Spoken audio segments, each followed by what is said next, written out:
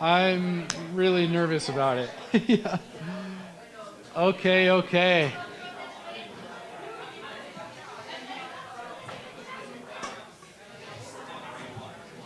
All right, see you, Hogans. See you next time. Bye.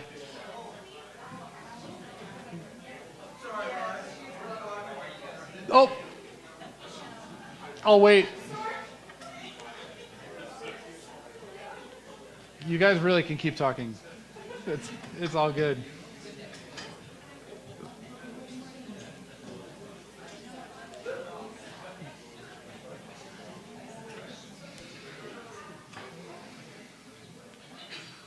Okay.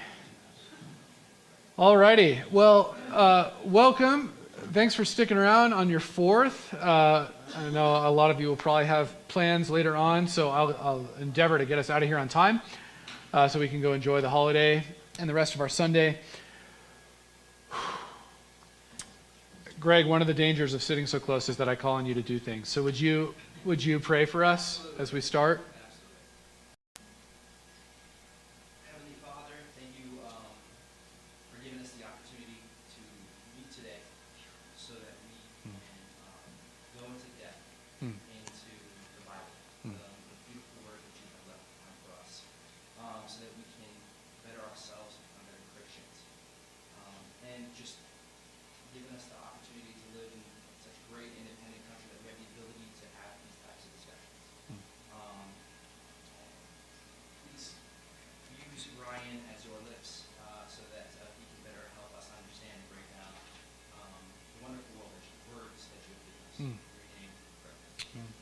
Thank you, Greg. And I sure do appreciate it. I have been having much consternation over this passage this past week, and I do ask for, well, I'm just asking for your grace and your understanding as I try to talk about it. We are, did this turn off? It muted. Oh, it muted. All right, I'll project. Weird. Oh, we lost Casey. Oh, it just turned off. Is that better? Yep. Okay. As I was saying, I've been stressing out about this passage a lot because we're going to talk about money and wealth in biblical perspective. These tend to be sensitive subjects, and I've been reading a lot about money and wealth in biblical perspective this week. If you're looking for a resource to think about this, I highly, highly recommend a book by Craig Blomberg, who is professor of New Testament down the road at the seminary. He wrote a book called Neither Poverty Nor Riches. It's called Wealth in Biblical Perspective. Really good resource. I've relied a lot on it this week. So I just ask for your grace and understanding and as we think about these topics together, because the truth is, we are going to be looking at some really hard words in James. Okay, this is the beginning of James chapter 5. I'm just going to read it, and then we'll get into it. James chapter 5, verse 1. Come now, you rich, weep and howl for the miseries that are coming upon you. Your riches have rotted and your garments are moth-eaten. Your gold and silver have corroded, and their corrosion will be evident against you and will eat your flesh like fire. You have laid up treasure in the last days. Behold, the wages of the laborers who mowed your fields, which you kept back by fraud, are crying out against you, and the cries of the harvesters have reached the ears of the Lord of hosts. You have lived on the earth in luxury and self-indulgence. You have fattened your hearts in the day of slaughter. You have condemned and murdered the righteous person. He does not resist you. Oh, man. Okay. I was really hoping this would fall on Pastor Ed's week. So, tough words, right? Let's try to understand what James is challenging us to when we think about our money, because the trouble with talking about wealth is it's all relative, isn't it? Right? You and I don't feel wealthy, do we? By many metrics we are not, but by many metrics we are. Right? And so James is wanting, I think, if we're going to be faithful readers of scriptures, we need to hear James as speaking to us, even though it's going to be uncomfortable, right? I spent some time this week reading about the scale of global wealth disparity. I just want to introduce some of these ideas by way of introduction. Here's some stats that are per a 2018 study, which is the most recent, although these stats would have gotten actually more staggering so over the last 3 years, because global crises like the COVID pandemic tend to make the ultra wealthy wealthier, and it tends to make the working class and below poorer. So here's, as of 2018, the top 1% of earners in the world, okay, the top 1%, that's a lot of people, 1% of the world's population, but they own 43% of the world's wealth. In 2018, the 26 richest people in the world held as much wealth as 1/2 of the global population. Almost 4 billion people was held by the top 26. The top 10 billionaires in the world at this moment have a combined wealth that is higher than the annual GDP of Indonesia, which is 270 million people. Their wealth is higher than the GDP of Switzerland, which is 9 million people, but it's the 9th wealthiest country in the world per capita. And they've got more wealth than the whole economy of Thailand, 70 million people. The United States has the world's highest concentration of millionaires. There are 6 million millionaires in the United States, according to the most recent study, which is nearly twice as many as the next highest concentration of millionaires, which is Japan. The United States has far and away the highest concentration of ultra-wealthy, but when it comes to median wealth, the U.S. comes in at number 10, which means that we are a very prosperous nation by any metric, but especially when it comes to the wealthiest of the wealthy. Right? Meanwhile, almost half of the human race lives on less than $5.50 per day. So I was getting pretty bummed out looking at these statistics. They were starting to feel heavy. So I wanted to come up with a lighter example, but it just depressed me more. In the 2012-2013 season, a Nuggets player by the name of JaVale McGee. Does anybody know that name? Only if you really like basketball would you know that name. He's not a very good player. He's a perfectly average player.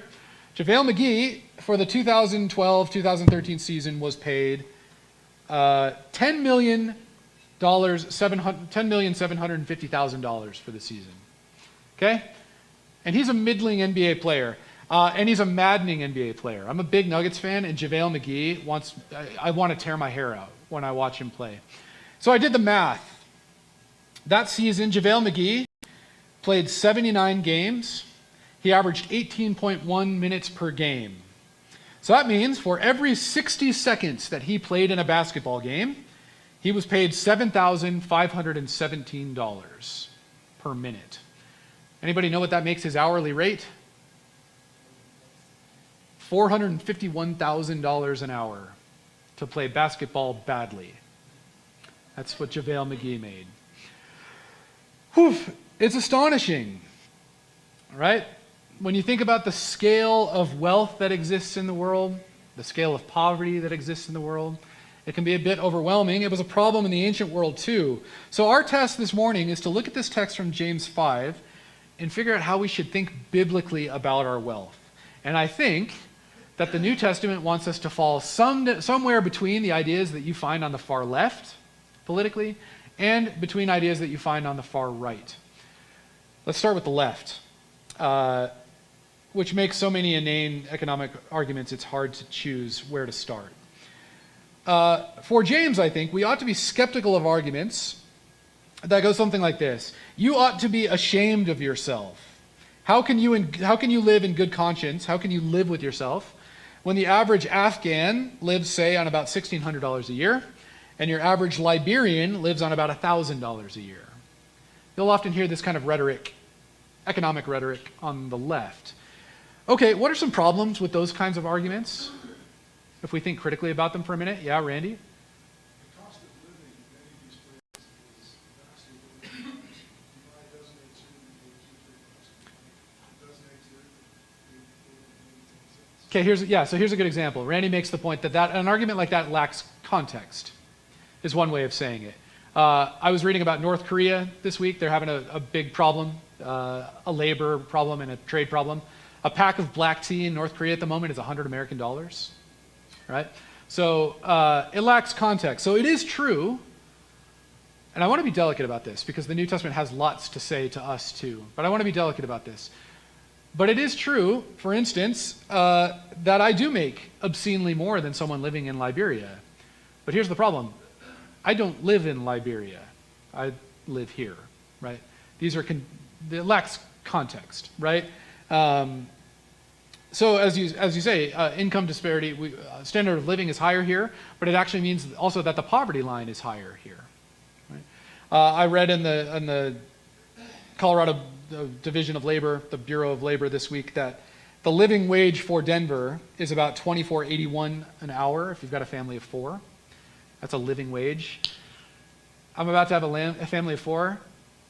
Not sure it's a living wage, but maybe, close, right?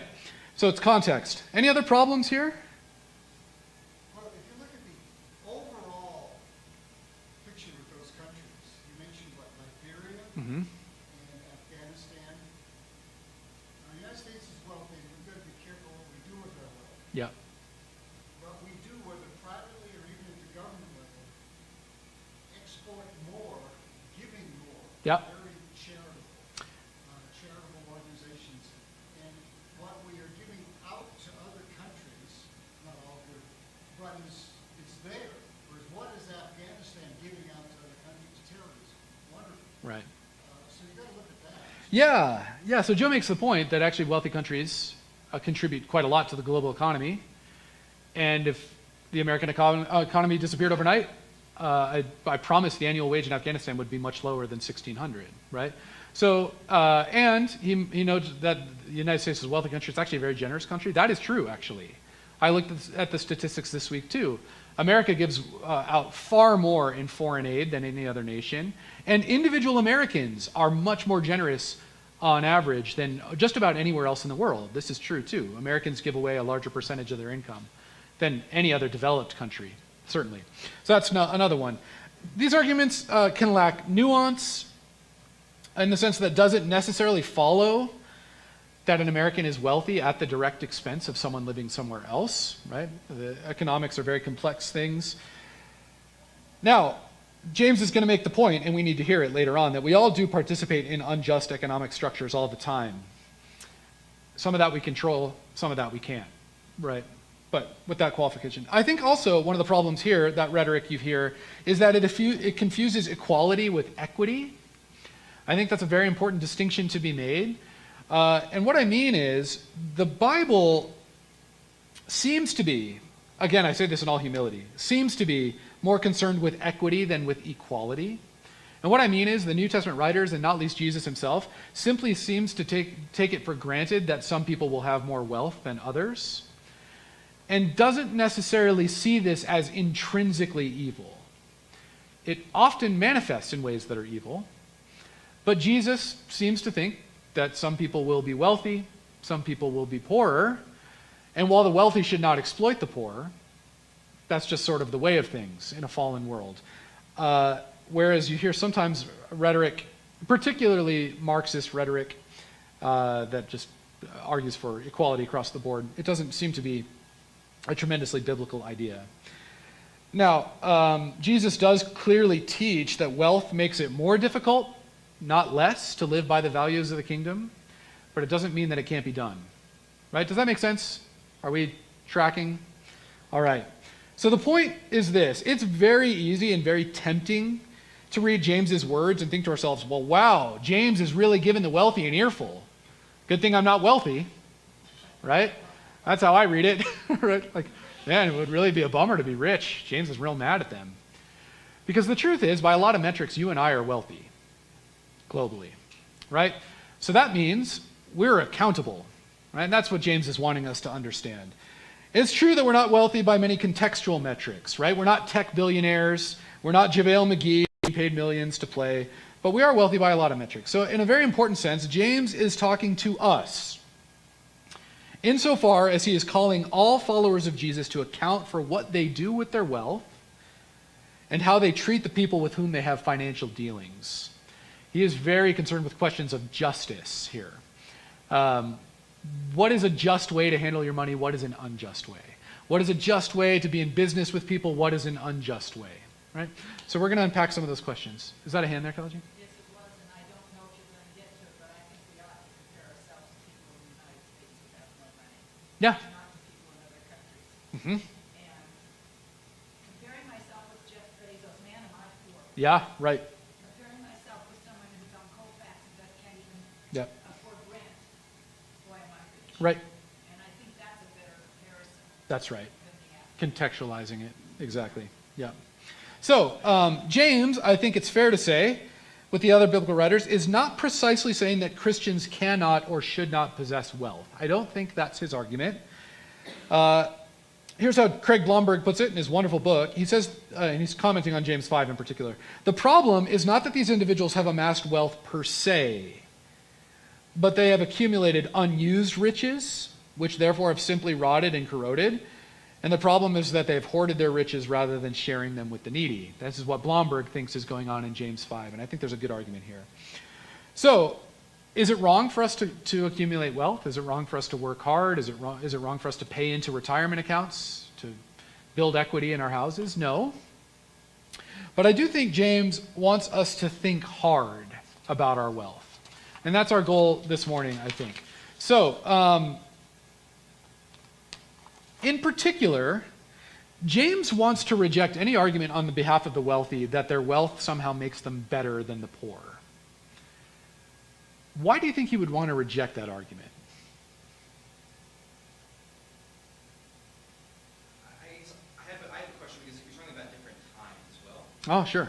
I don't know how it was economically back during James' time when it comes to the ability to have to make money, as opposed to America where More opportunity. it tends to have a lot of opportunity for a lot of people. Where correct me if I'm wrong, the division between the rich and the poor back then were substantially. There was no middle class. You were either rich or poor, and it was because you were born into it or you were not. Yeah, that's a good question that Greg raises about social mobility in the ancient world. Is there a middle class? Certainly not in the sense of we live in a middle class suburb. Certainly nothing like that. And it is true that mobility is drastically lower than in a contemporary society like this, mostly because trades were generational, right? So you were born onto your ancestral land, you would be a farmer. We're told that, Peter and John and James, they're fishermen. They've been fishermen for generations. But we shouldn't understand, Blomberg makes this point too. James and John, they're fishermen. They're not living in abject poverty. They're just working class guys, right? And then there are, of course, the very, very poor, but there's not a sort of middle tax bracket. Yeah, go ahead, Randy. It seems it's a very complex thing because, especially like in the role of a pastor, you're going to be pastor in a church that has people that have all kinds of economic situations, and you're going to want to be in a position where you can relate to all of this. Usually those, arrange for salary and some of that need. Yeah. Yeah. So if you're in a very wealthy community, you're a pastor at a church where Yeah. service is mostly very wealthy people, you're going to need to have a bigger house, bigger car, and it's unfortunate because what it's doing is it's kowtowing to the pride that people put in their possessions. Yeah. It sort of encourages that. Yeah, James deals with it earlier in the letter. We talked about it a few weeks back when Mr. Goldfingers comes in and sits down in the church. The synagogue leader or the pastor is going to want to give him preferential treatment because it's important. And there are resources, and you say this can be a way of accommodating So one way values. to describe to me too is that, when my parents were missionaries in Indonesia, there really wasn't a middle class. Yeah. So the missionaries would come and they were given the middle class, which put them between wealth and poor. Yeah. And so it's kind of it just creates an interesting dynamic. They're thorny questions, aren't they? Yep. Yep.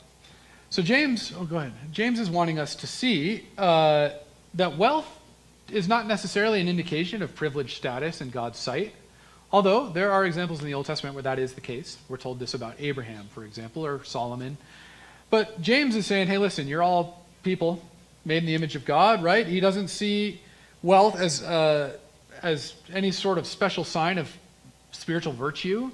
He also sees wealth as an unreliable idol, right? You can see him echoing the words of his brother, the words of his brother Jesus here, right? He says that wealth decays, fancy garments grow moth-eaten, gold and silver corrode. That's taken right from the Sermon on the Mount, right? He's taken that right from Jesus.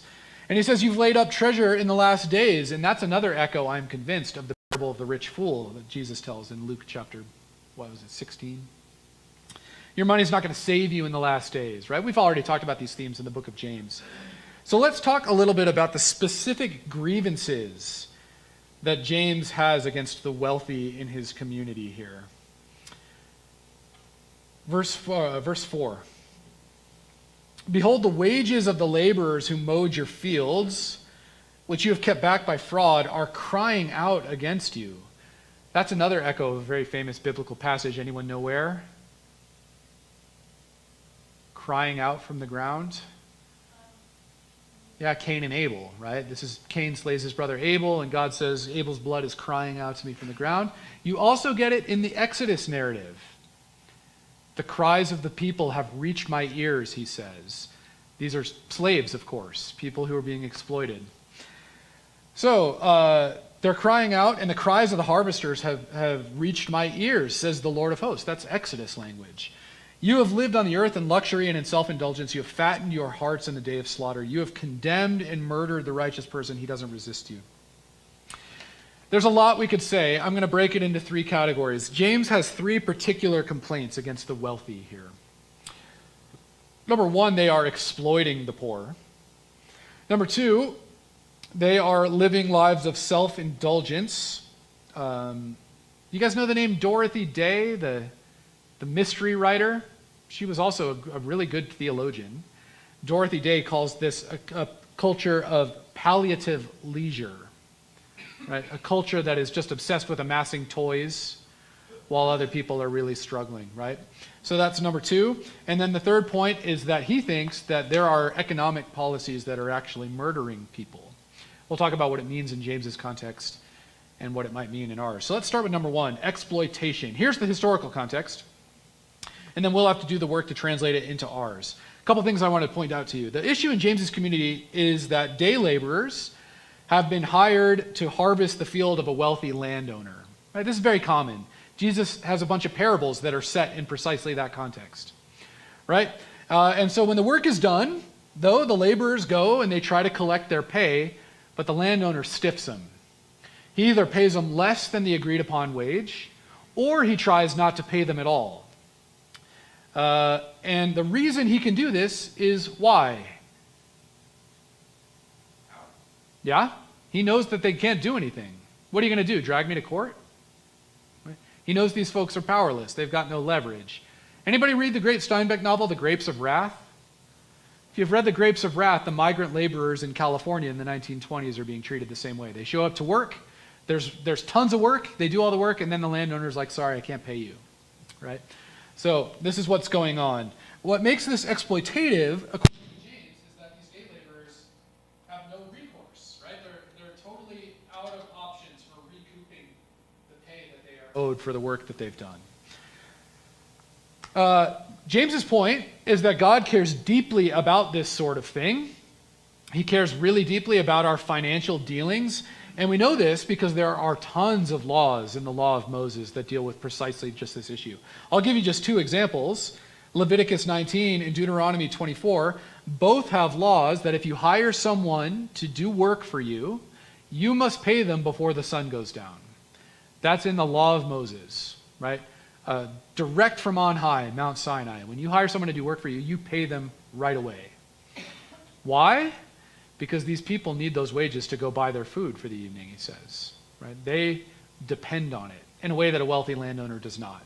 So God cares quite a lot about this, and the reason James is so mad is that the early Christian communities he's writing to are mainly Jewish Christians who've converted out of Judaism, and he says, you should know this, right? You should know that God does not tolerate treating people like this. You should be ashamed of yourself. He also says something really interesting. James says that when the poor are wronged in this way, their cries of distress rise to heaven. Okay, we already noticed that's an echo of Cain and Abel. It's also an echo of Exodus, where the Israelites are enslaved in Egypt and they're crying out to God and he hears them. But he says that it reaches the ears of the Lord of hosts. That is really interesting. And the reason is Lord of hosts is a military title. It means the Lord of heaven's armies. Right?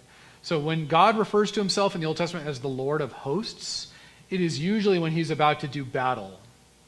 Right? That's kind of interesting, isn't it? Why do you think James uses that title to talk about James in this context? He doesn't say the cries of these people reach your heavenly Father.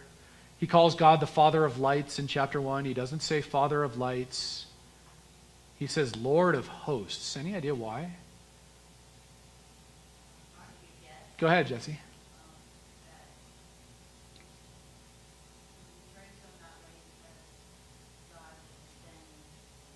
Yep. Yep. God calls himself all throughout the Old Testament the defender of the weak. Right? And Jesse makes the point. God is called the Lord of hosts in this context because he is ready to rise up to defend these workers. Right? These are fighting words, in other words. When God sees injustice done, especially within the Christian community, those are fighting words, right? God gets fired up. I think that's what James is trying to tell us here.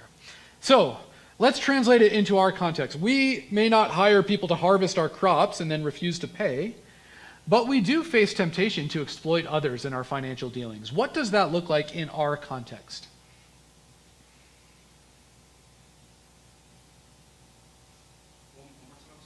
So we may not have the exact same situation in the sense that like we're not wealthy landowners who hire peasants to collect our crops, but we are tempted all the time to exploit other people financially. What does it look like for us?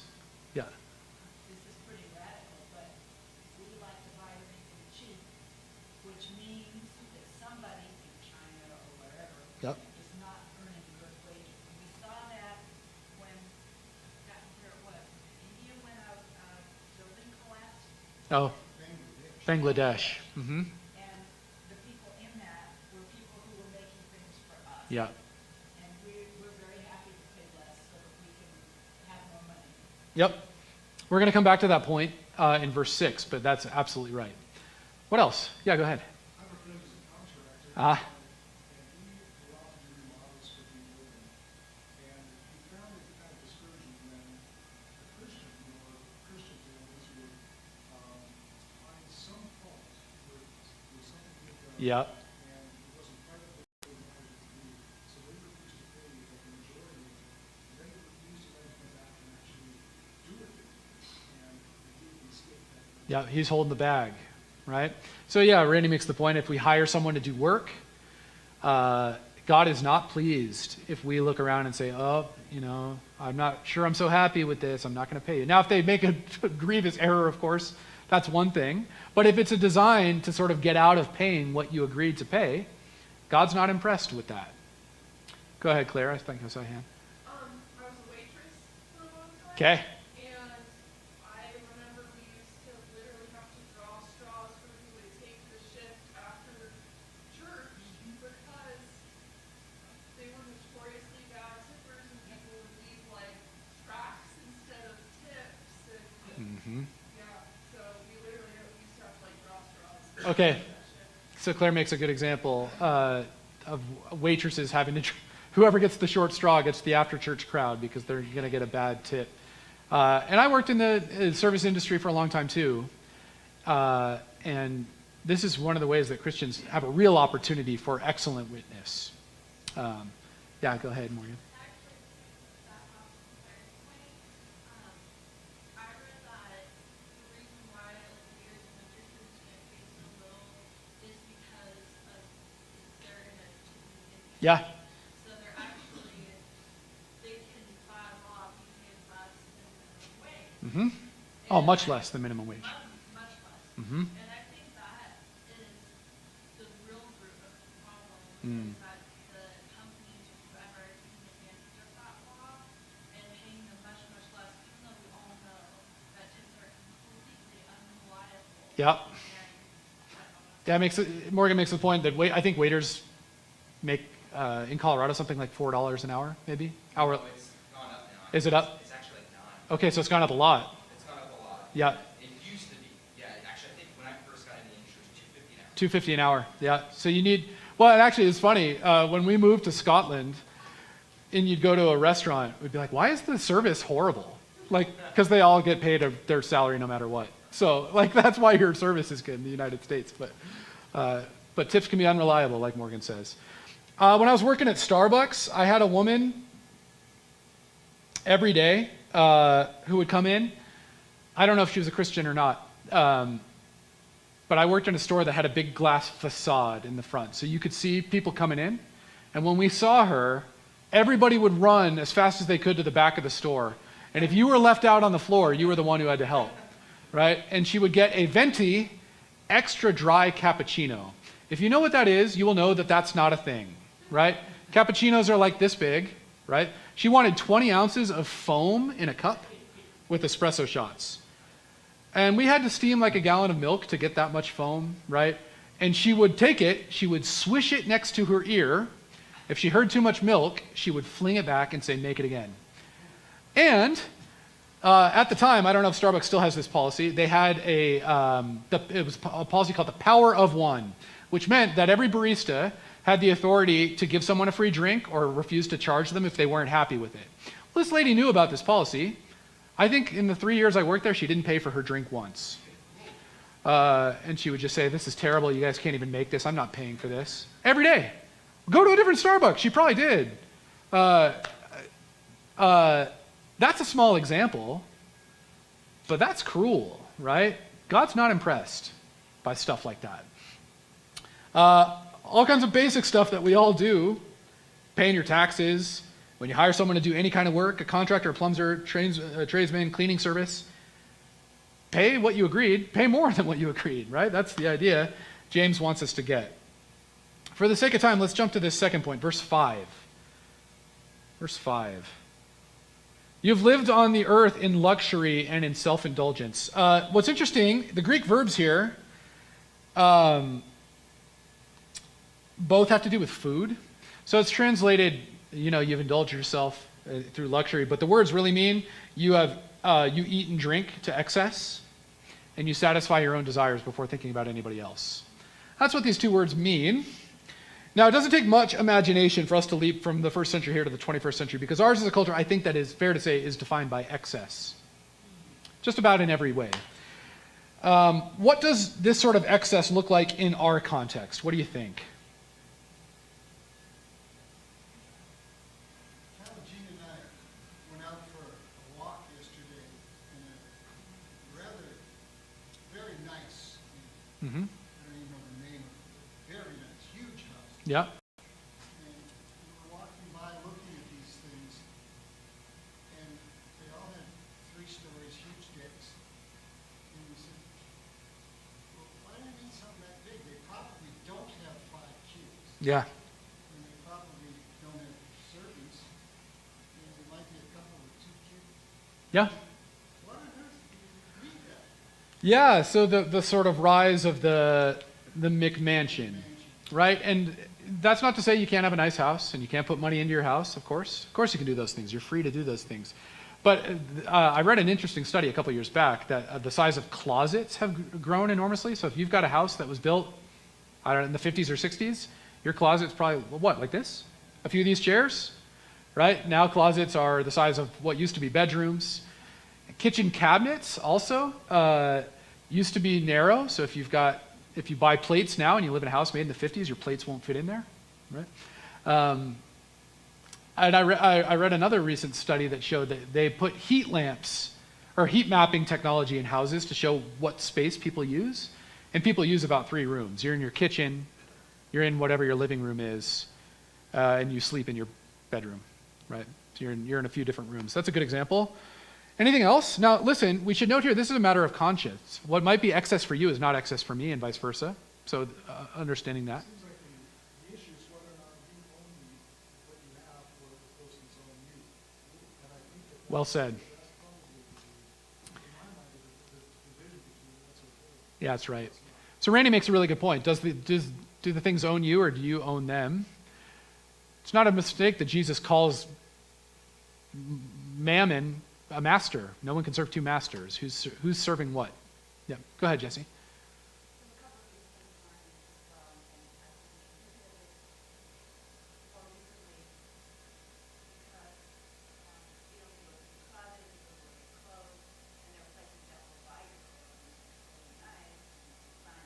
Right?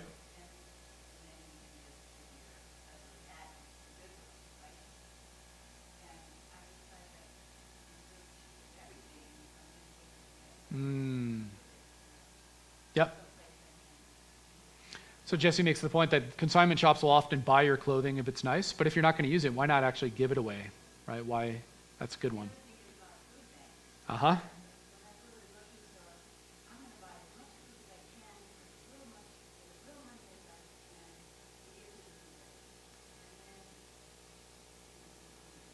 Yeah. Yep. Uh-huh. Right. Yeah, we went with the youth group. We used to volunteer at a ministry that did a food bank downtown, kind of in the 5 Points area. And people would try to drop off like big sheet cakes and stuff. And the woman who ran the food bank said, "I'm not taking a sheet cake. You're not going to eat a sheet cake. Right? Why am I going to give them a sheet cake? Right? Why are you giving me food that you wouldn't eat?" She would always say. Yeah. Go ahead, Morgan. Yeah.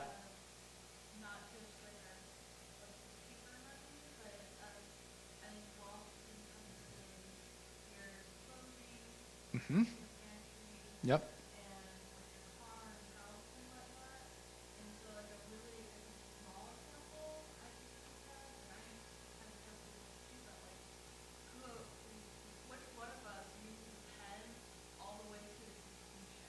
Like, that's just like I think a really small version, small scale version. Uh-huh. What I'm trying to say is like we have so much excess of like pens, or we could just go out and buy another pen that we don't even think about like, using it with a push ballpoint pen. Mm-hmm. That's good. That probably applies for most people. I'm fanatical about pens, and I only buy one kind, and I never let anyone else touch them, because Adrian loses my pens. Yeah, it's a real problem. I'm a bad person. Okay, good. Here's some other examples. Here's something I read this week. Food takes up more space in U.S. landfills than anything else. Think about how much trash there is in the world, and most of it is food in America. Listen to this. Americans discard roughly 40 billion tons of food every year.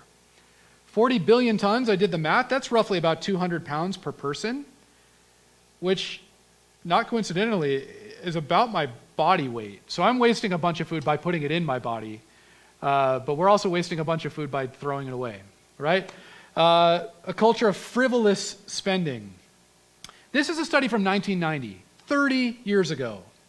Found that Americans spent twice as much on floral arrangements than on all foreign Christian missions combined. Do you know this? It was 5 times as much for pets, 1.5 times as much for skincare and for chewing gum. Those ratios, I'm sure, have only skyrocketed in the last 30 years. Right? And USA Today, May 2019, found that the average American spends $18,000 per year on things that can be considered non-essential. So that's not food, that's not housing, that's not a vehicle. That's $18,000 on what? Yeah, you ever had this experience? Adrian and I, we put all our expenses on one card throughout the month and then pay it off every month to get reward points. And when I look at my statement, I look at the balance and I think, what did I even buy? Like, there's nothing, like, what's happening? And we did a budget, and it was a really, you want a spiritual exercise, make a budget. The amount that we were spending on coffee, I will not tell you because I want to keep my job, but it was bad.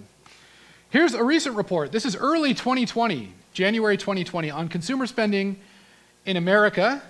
Found that the average American household spends 8% of its total gross income, not net, on sports equipment and activities. 2% on alcohol, 2% on pets, 2% on entertainment. Here's Denver-specific categories. This is per the U.S. Bureau of Labor Statistics. This is from 2020.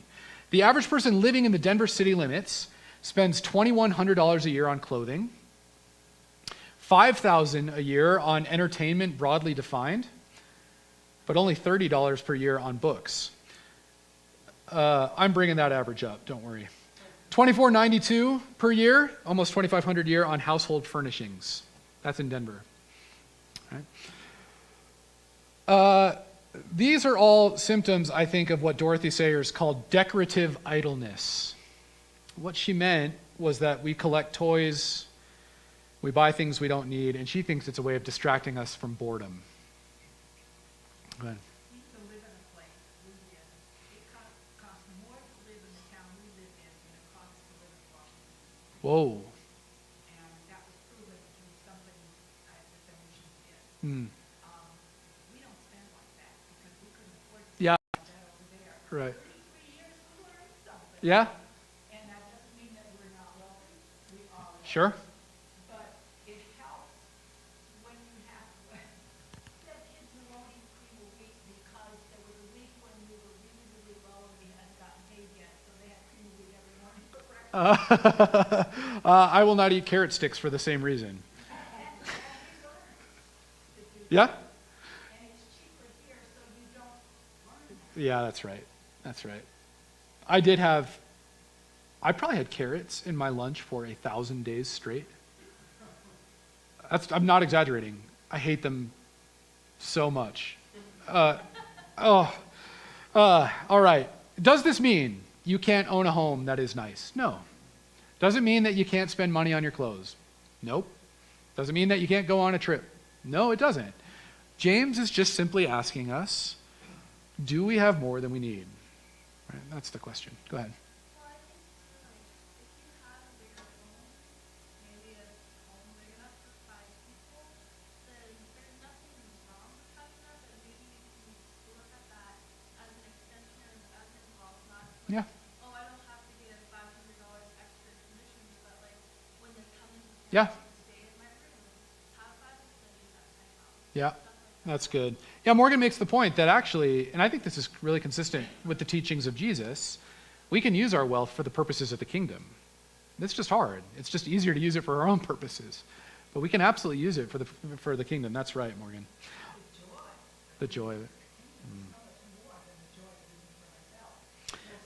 Yeah, Luther's got this great quote. He says, "What I have spent on myself has gone right through my fingers. What I've spent on others is mine forever," he said. Yeah, go ahead. I just think this is a great time to young people to take not another compassion shot. Yeah. No, that's right. That's right. Or give more to the missionaries we already support, who are, most of them, unemployed. That's right. Yeah. At least pass the Oscars plate. Yeah. Yeah. Keep the organ music playing. Yeah. But that's right. You do a budget, you'll notice where your money goes. Adrian and I had a rude awakening about this. Last one, verse 6. Okay, so he says, you've lived on the earth in luxury, self-indulgence, you've fattened your hearts for a day of slaughter. You've condemned and murdered the righteous person. Whew. What's going on here? Okay, yeah, go ahead. Oh, no, I'm sorry, I didn't know if you were continue. No, save me.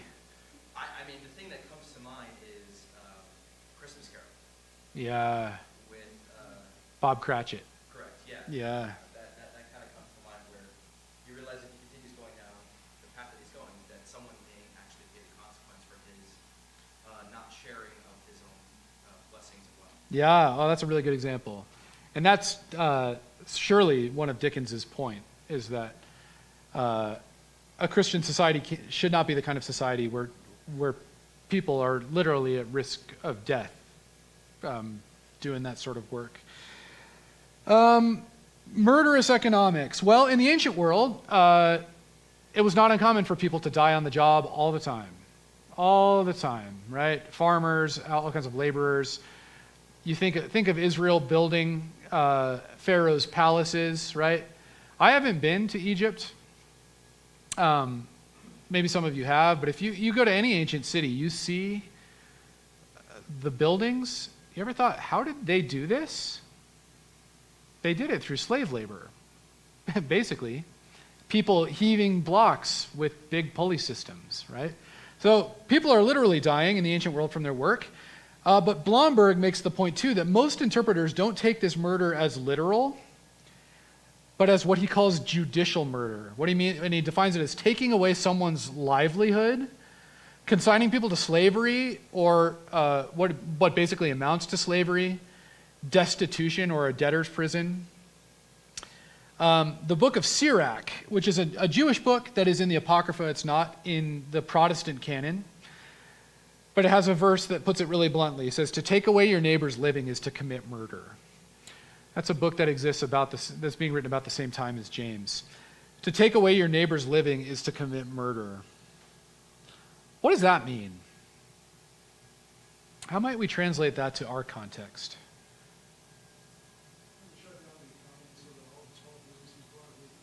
Okay, we just saw this, right? And regardless of what you think of the policy, we saw, well, we call it a livelihood. When you take away someone's livelihood, things get bad really fast, right? A lot of people suffering, a lot of churches suffered, a lot of restaurants went under that aren't back. Adrian and I were recently on a date downtown, and we're like, oh, let's go to the 16th Street Mall. And we should have said what used to be the 16th Street Mall. Like, there are no businesses there anymore, right? Yeah, it's a livelihood. It's good. What else? Take away someone's work, you commit murder. Oh, Jesse.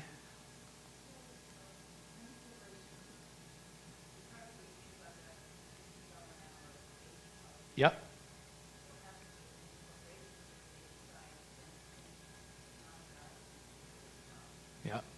Yeah. So we're seeing the rise in automation, right, in some of those jobs where it used to be a person having that job, but you don't have to pay a machine anything, right? That's an exploitative economic model. And one Christian writer, who was it? I think it was a man named Christian Wyman, who's a Christian poet. I was reading, he gave a commencement address at Yale, which is where he teaches. And he said that you all are going to have to decide to make less money so that people have good jobs. He was saying that to the sort of upper crust, right? Yeah, so pay a person when you could put in a machine. Good. There are also companies who dismiss employees just as they're within months of getting their retirement. Yeah, you'll hear this. And they get cheated out of their pensions, which they plowed in 20 years. That's right.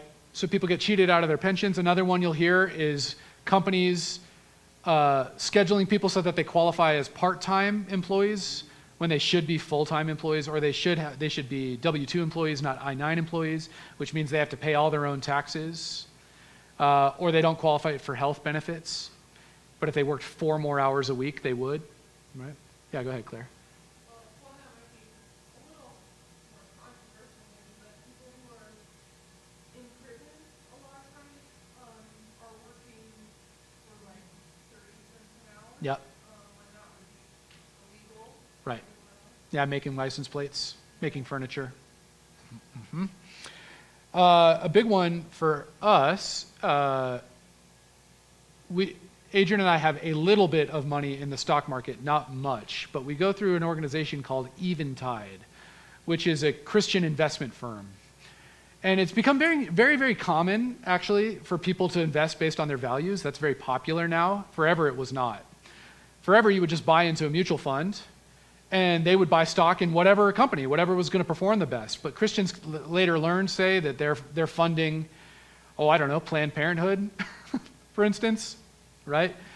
In a complex, globalized economy, sometimes your money is doing stuff you have no idea about, right? You put it into a mutual fund, and Big Pharma is making a ton of money, and you're helping, right? Or whatever. Yeah, go ahead. But you pointed out one that I was thinking of, Big Pharma, the insurance company. Yeah, insurance companies. Oof. Followed anything, they're shipping drugs to people, that the drugs need to be kept cold, and they're shipping them in trucks, and they aren't kept cold. So they're shipping to somebody who needs the drug desperately to stay alive, and they're not getting the drug. Yeah. And there are a bunch of things like that going on, Yep. which is just money. Well, yeah. I mean, those insurance companies have entire legal departments, and their job is to find every possible way not to pay out your claim. Right? I mean, that's why they exist. Or, some of you will remember this family years and years ago. We had a family at Foothills where the child was born with HIV. This was in the early 90s. He needed a drug to stay alive that cost $5,000 a month. This was 1994 probably. So adjusted for inflation, I don't know, $7,000 a month to stay alive. It's not like it's like an allergy medicine. All right, go ahead.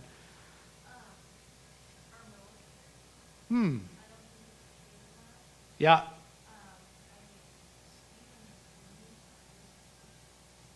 Yeah, soldiers don't get paid a living wage unless they're deployed usually. Yeah. They get really excited because they're going to get new equipment. And they're like, oh, we're going to get new equipment finally. And then they get it, and it's not old, and it's been used and stuff. So it's actually new to them, and not actually really new. Uh-huh. And Yeah. so I just think that that's like an essential It's a good one. part of our life because Yep. Yeah, that's right. So, there's a million examples. We kind of know what we're describing here. Now listen, the nature of the fallen world is such, and the nature of the global economy is such, that there are some things that we just can't be done, right? Unless you're prepared to grow all your own food, right? Make all your own clothes, unless you're prepared to never drive a car and put gas in it, right? It's not possible to live a perfectly moral life in that way. But I think James would have us wonder, are we thinking about where our money goes?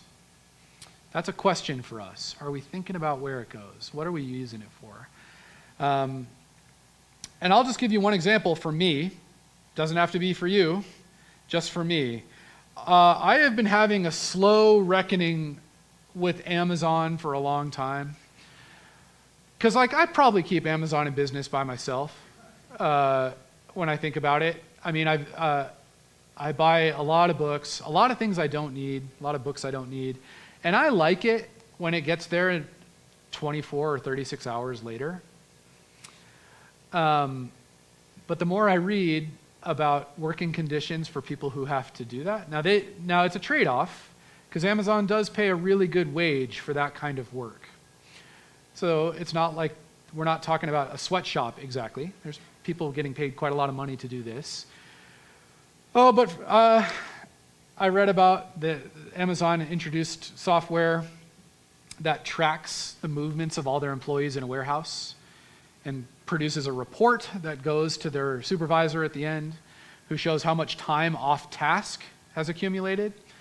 And employees there can be fired for too much time off task without a strike system or anything like this. You just, at the end of the day, if your report runs over a certain threshold, you can be fired, you can be terminated. Injury rates are really high. People not getting restroom breaks. And I'm not talking to you, I'm talking to me, right? Is that so I can have the book that I want, and not have it 4 days later rather than 2, right? That's something I've been thinking about. And it felt like James was talking to me. So pray for me that I can break up with Amazon. We've been in an unhealthy relationship for a long time.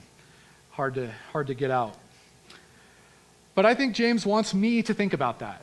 I won't speak for you. I don't know what it is for you. I don't know. It's a matter of conscience. I think he wants me to think about that.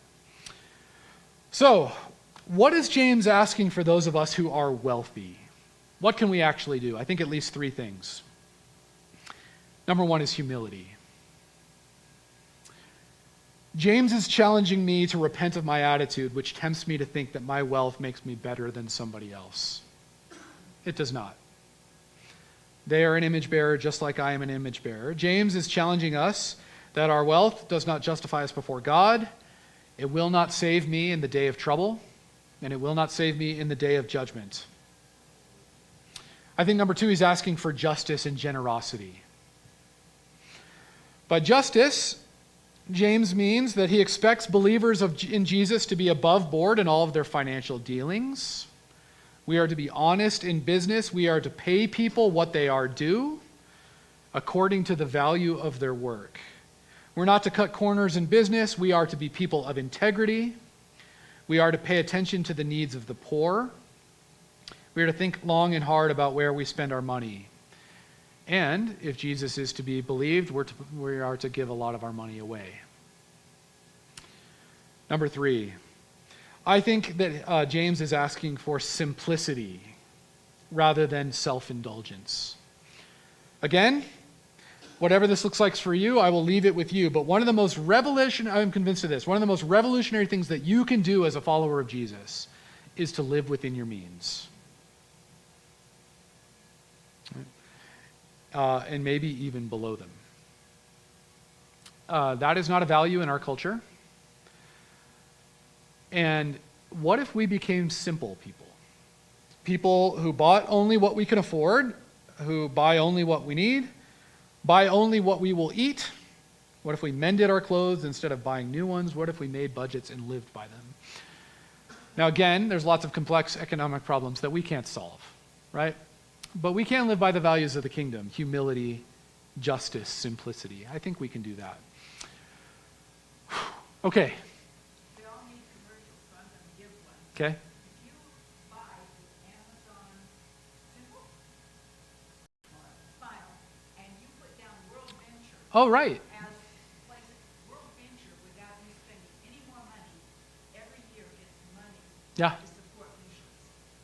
That doesn't say whether Amazon is good or not. Sure. but There are things we can do Yep. that work. So that's my commercial. Mhm. They're always money. Yeah, are you guys familiar with the Amazon Smile feature? You can choose a nonprofit, and a portion of your proceeds goes there. I don't know. I don't know what this looks like for you, but I know that if we're going to be serious about following Jesus, we've got to think hard about our money, right? And I say that from a place of trying to learn how to do that myself.